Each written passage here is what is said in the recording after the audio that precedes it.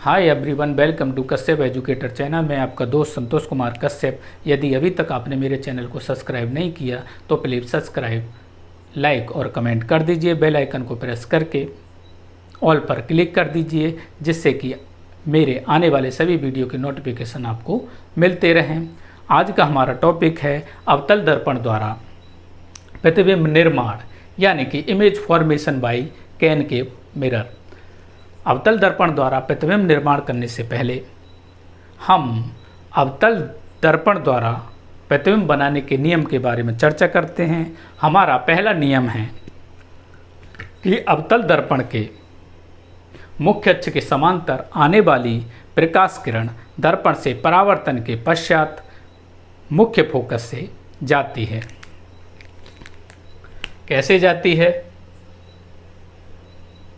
ये हमारा अवतल दर्पण है। ये अवतल दर्पण का ध्रुव है। ये वक्रता केंद्र है। ये फोकस है। नियम क्या है कि अवतल दर्पण के मुख्य अक्ष के समांतर आने वाली प्रकाश किरण दर्पण से परावर्तन के पश्चात मुख्य फोकस से जाती है। यानी कि ये मुख्य अक्ष के समांतर आने वाली प्रकाश किरण दर्पण से परावर्तन के पश्चात मुख्य फोकस से जाती है। पहला नियम। दूसरा नियम क्या है? दूसरा नियम है कि वक्रता केंद्र से होकर जाने वाली वक्रता केंद्र से होकर जाने वाली प्रकाश किरण दर्पण से परावर्तन के पश्चात अपने ही मार्ग में वापस लौट जाती है, क्योंकि आपतित प्रकाश की किरण दर्पण के परावर्तक पृष्ठ पर अविलंब के अनुदिश आपतित होती है। कैसे? ये हमारा अवतल दर्पण है।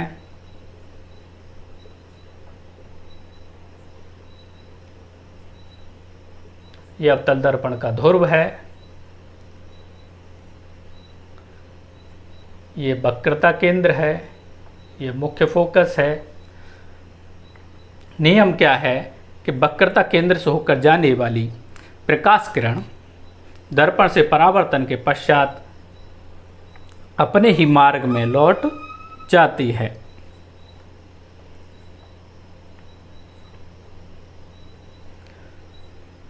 क्योंकि आपतित प्रकाश की किरण दर्पण के परावर्तक पृष्ठ पर अविलंब के अनुदिश आपतित होती है। दूसरा नियम ये हो गया। तीसरा नियम है मुख्य फोकस से होकर जाने वाली प्रकाश किरण दर्पण से परावर्तन के पश्चात मुख्य अक्ष के समांतर हो जाती है। यह हमारा अवतल दर्पण है।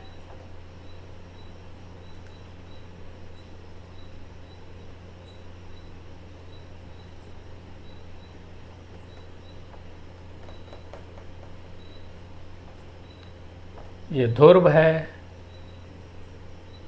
ये वक्रता केंद्र है। ये फोकस है। नियम कहता है कि मुख्य फोकस से होकर जाने वाली प्रकाश किरण दर्पण से परावर्तन के पश्चात मुख्य अक्ष के समांतर हो जाती है। तीसरा नियम यह हो गया। चौथा नियम क्या है कि यदि कोई प्रकाश किरण दर्पण के ध्रुव पर जिस कोण से आपतित होती है उसी कोण से परावर्तित हो जाती है। ये हमारा अवतल दर्पण है।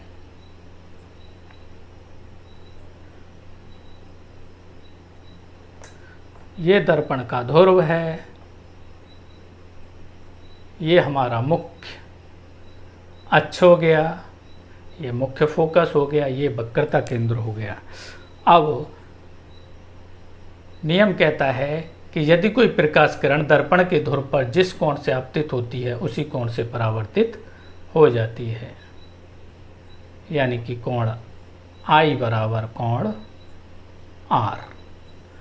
ये चार नियम हैं जिनका उपयोग करके हम अवतल दर्पण द्वारा प्रतिबिंब निर्माण करेंगे।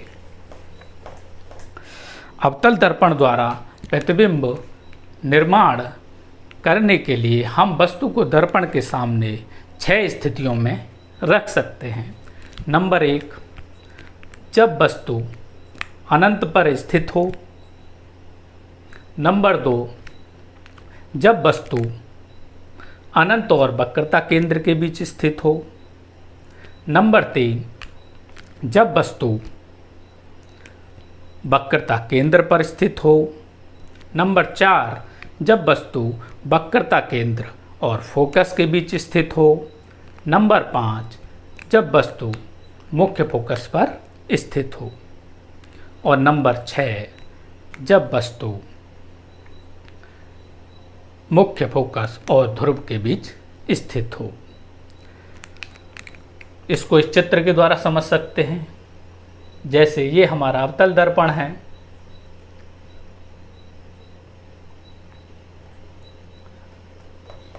ये दर्पण का ध्रुव है, ये मुख्य अक्ष है, ये मुख्य फोकस है, ये वक्रता केंद्र है, और इधर हमारा क्या है, अनंत। तो अनंत पर नंबर 1, हम वस्तु को अनंत पर रख सकते हैं। जैसे ये हमारी वस्तु अनंत पर रखी हुई है। दूसरा, हम वस्तु को अनंत और वक्रता केंद्र के बीच रख सकते हैं। तीसरा, हम वस्तु को वक्रता केंद्र पर रख सकते हैं। चौथा, हम वस्तु को वक्रता केंद्र और फोकस के बीच रख सकते हैं। और 5वां, हम वस्तु को फोकस पर रख सकते हैं। छठा, हम वस्तु को फोकस और ध्रुव के बीच रख सकते हैं। तो आइए बारी बारी से हम या नंबर बाई नंबर हम वस्तु को दर्पण के सामने रखते हैं और अवतल दर्पण द्वारा प्रतिबिंब बनाते हैं। सबसे पहली स्थिति है नंबर 1, जब वस्तु हमारी अनंत पर रखी हो, जब वस्तु हमारी अनंत पर स्थित हो। तो हम प्रतिबिंब कैसे बनाएंगे? सपोज डेट ये हमारा अवतल दर्पण है।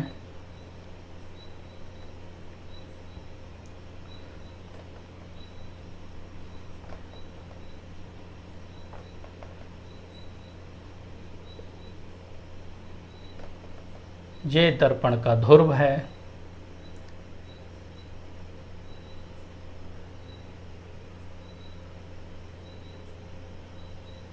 इसे हम वक्रता केंद्र मान लेते हैं। यहाँ हमारा मुख्य फोकस है। अब वस्तु हमारी अनंत पर रखी है। सपोज डेट हम वस्तु को अनंत पर यहाँ रखते हैं या अनंत मान लेते हैं। अनंत जिसका हम जिस दूरी का हमको पता नहीं रहता। अब अनंत से जो चलने वाली जो प्रकाश किरण है, अनंत से चलने वाली प्रकाश किरण मुख्य अक्ष के समांतर होती हैं और दर्पण से परावर्तन के पश्चात मुख्य फोकस से गुजरती हैं। तो बनने वाला जो प्रतिबिंब है हमारा मुख्य फोकस पर बनता है। यह प्रतिबिंब वास्तविक उल्टा और बिंदु आकार का होता है। कैसे बनेगा? देखिए, यहाँ से प्रकाश अनंत से जब प्रकाश किरण चलेगी तो मुख्य अक्ष के समांतर जाएगी, दर्पण से टकराएगी और मुख्य फोकस से होकर गुजर जाएगी। यहाँ से दूसरी प्रकाश किरण चलेगी, दर्पण से टकराएगी और मुख्य फोकस से होकर गुजर जाएगी। ये हमारी वस्तु हो गई। ये यहाँ हमारा प्रतिबिंब बनेगा।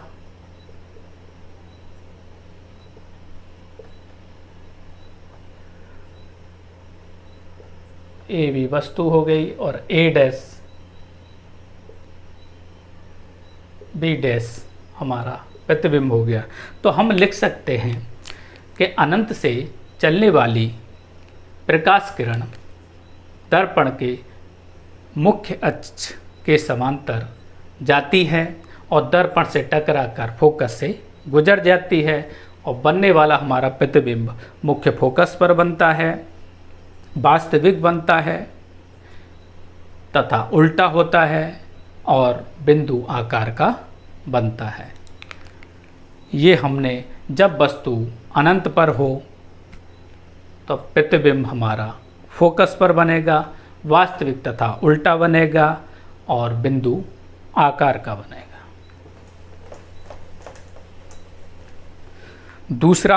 दूसरी स्थिति में हम वस्तु को रखते हैं, यानी कि जब वस्तु हमारी वक्रता केंद्र या अनंत या वक्रता केंद्र के बीच या वक्रता केंद्र से परे रखी हो या स्थित हो, तो बनने वाला प्रतिबिंब कहाँ बनेगा, कैसा बनेगा, आइए देखते हैं, बनाते हैं। ये हमारा अवतल दर्पण है।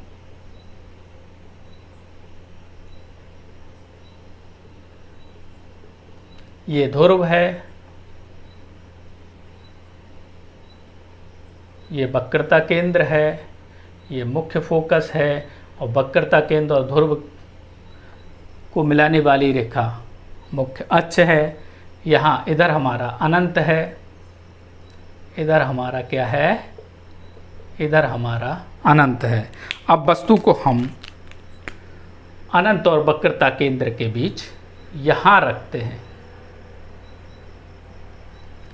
तो एक प्रकाश किरण तो मुख्य अक्ष के समांतर जाएगी, दूसरी प्रकाश किरण फोकस से जाएगी। तो पहली प्रकाश किरण यहाँ से जाएगी, मुख्य अक्ष के समांतर जाएगी, दर्पण से टकराएगी और मुख्य फोकस से होकर गुजर जाएगी।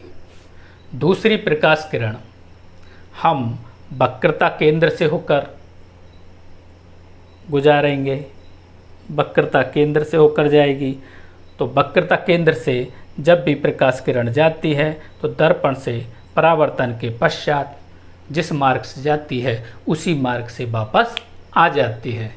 तो बनने वाला प्रतिबिंब हमारा कहाँ बनेगा, वक्रता केंद्र और फोकस के बीच बन रहा है। यहाँ ये वस्तु हमारी AB है, ये प्रतिबिंब बोल सकते हैं A' B', यानी ये वस्तु है और ये प्रतिबिंब है। तो हम लिख सकते हैं कि जब वस्तु अनंत और वक्रता केंद्र के बीच स्थित हो तो बनने वाला प्रतिबिंब वक्रता केंद्र और फोकस के बीच बनता है, वास्तविक तथा उल्टा बनता है और वस्तु से छोटा बनता है। यानी कि जब वस्तु हमारी अनंत और वक्रता केंद्र के बीच स्थित हो तब बनने वाला प्रतिबिंब वास्तविक उल्टा तथा वस्तु से छोटा वक्रता केंद्र और फोकस के बीच बनता है।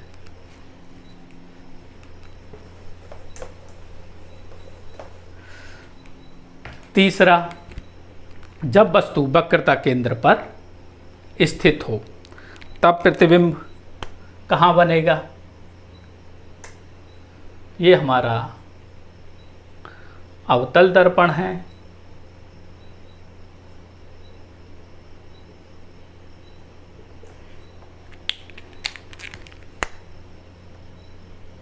ये ध्रुव है, ये वक्रता केंद्र और ध्रुव को मिलाने वाली रेखा मुख्य अक्ष है, ये मुख्य फोकस है, ये वक्रता केंद्र है। इधर हमारा अनंत हो गया। अनंत पे हम वस्तु को अब नहीं रखेंगे, अब हमारी वस्तु रखी हुई है वक्रता केंद्र पर यहाँ। तो एक प्रकाश किरण तो मुख्य अक्ष के समांतर जाएगी, दर्पण से टकराएगी और मुख्य फोकस से होकर गुजर जाएगी। प्रकाश किरण मुख्य अक्ष के समांतर जाती है, दर्पण से टकराती है और मुख्य फोकस से होकर गुजर जाती है। अब दूसरी प्रकाश किरण हमारी कहाँ से जाएगी। दूसरी प्रकाश किरण हमारी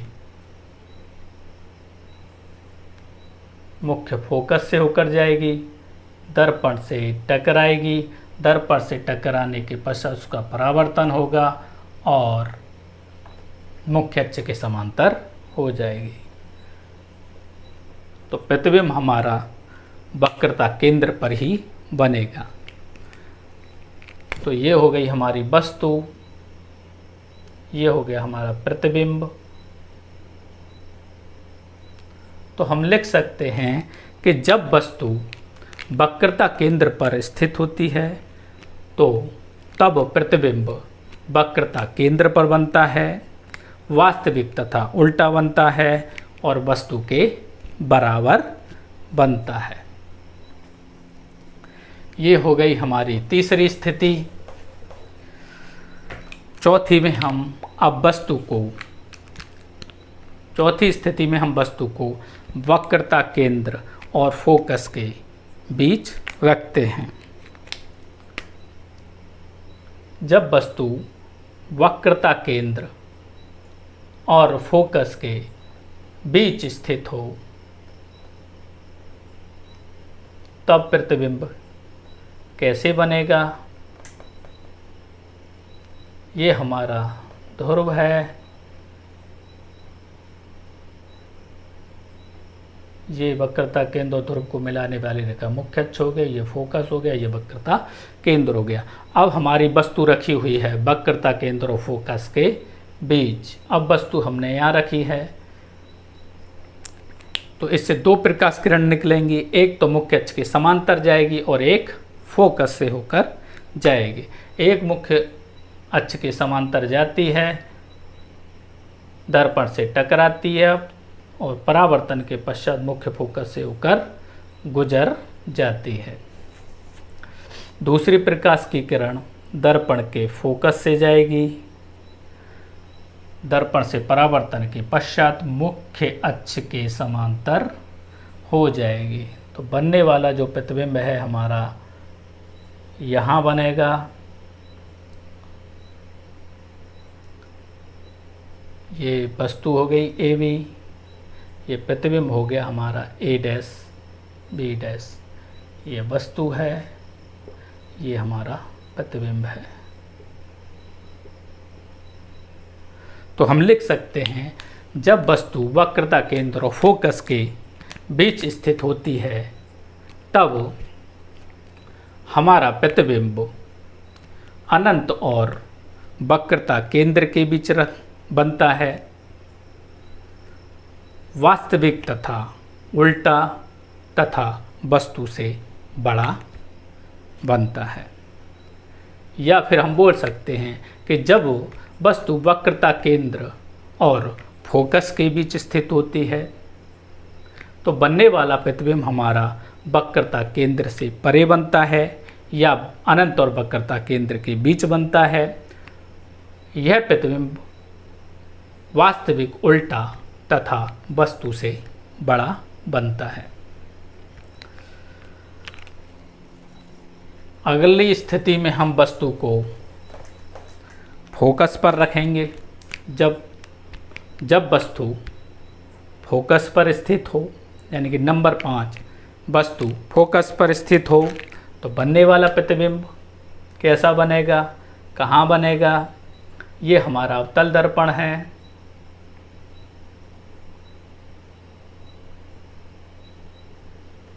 ये ध्रुव है,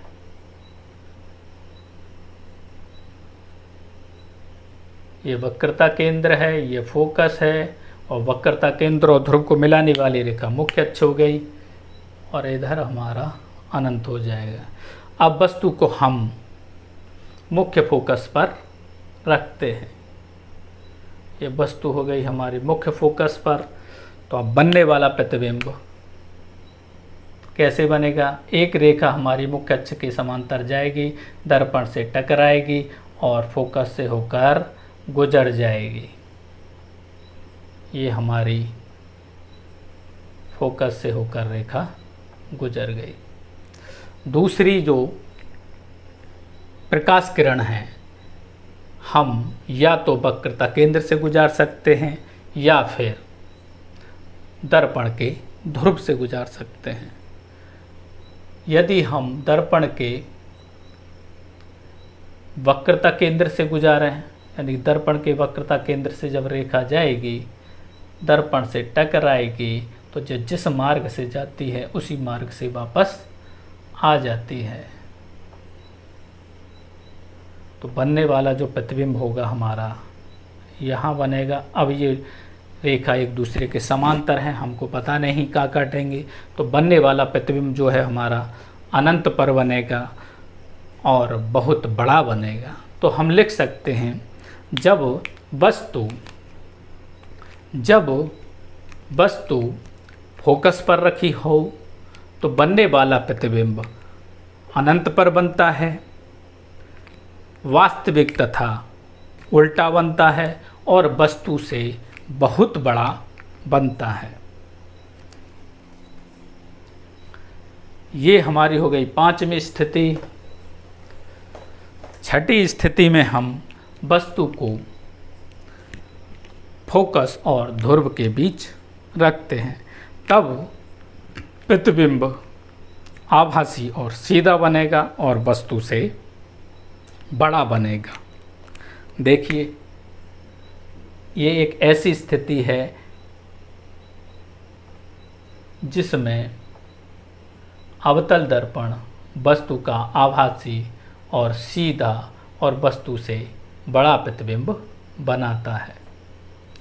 ये एकमात्र स्थिति ऐसी है जिसमें अवतल दर्पण आभासी और सीधा प्रतिबिंब बनाता है और प्रतिबिंब जो है दर्पण के पीछे बनता है। ये हमारा ध्रुव हो गया।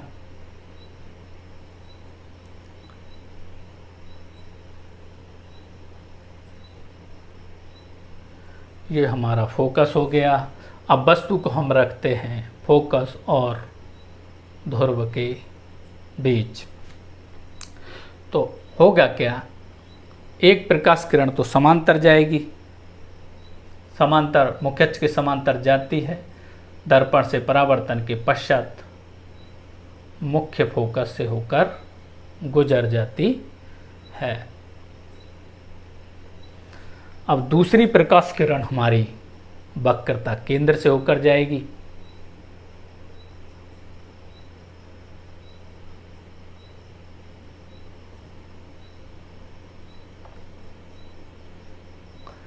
वक्रता केंद्र से जब जाती है दर्पण से टकराती है, दर्पण से परावर्तन के पश्चात जिस मार्ग से जाती है उसी से वापस आ जाती है। तो हम क्या करेंगे कि पीछे डॉट डॉट डॉट डॉट करके इन रेखाओं को, यहाँ ये रेखा मिलेंगी वहाँ हम इनको मिला देंगे। तो प्रतिबिंब हमारा दर्पण के पीछे आभासी और सीधा और वस्तु से बड़ा बनता है। जब वस्तु हमारी फोकस और ध्रुव के बीच स्थित होती है तो बनने वाला प्रतिबिंब दर्पण के पीछे आभासी और सीधा तथा वस्तु से बड़ा बनता है। तो ये अवतल दर्पण द्वारा प्रतिबिंब बनाने की 6 विधियां हैं जिनके द्वारा हम प्रतिबिंब बनाते हैं। तो आज के लिए सिर्फ इतना ही। मेरा ये वीडियो आपको कैसा लगा, लाइक करें, कमेंट करें, शेयर करें। Thank you very much.